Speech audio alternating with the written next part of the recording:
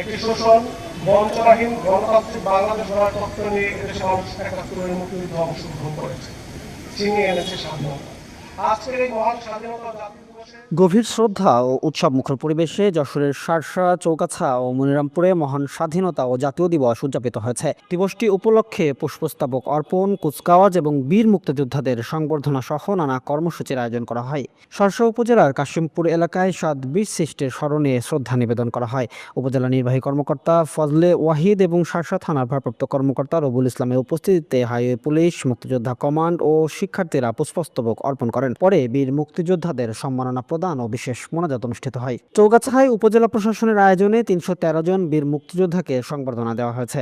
উপজেলা নির্বাহী কর্মকর্তা ফারজানা ইসলামের সভাপতিত্বে অনুষ্ঠানে উপস্থিত ছিলেন চৌগাছা থানার ভারপ্রাপ্ত কর্মকর্তা রেজাউল করিম, কৃষি কর্মকর্তা আব্দুল্লাল মামুন এবং বিভিন্ন রাজনৈতিক ও সামাজিক সংগঠনের নেতৃবৃন্দ। এ সময় বক্তারা মুক্তিযোদ্ধাদের আত্মত্যাগকে জাতির শ্রেষ্ঠ সম্পদ হিসাবে উল্লেখ করেন। মনিরামপুরে ৩১ বার তোপধ্বনির মাধ্যমে দিবসের সূচনা হয়। মনিরামপুর মিনি স্টেডিয়ামে কুচকাওয়াজ ও আলোচনা সভা অনুষ্ঠিত হয়।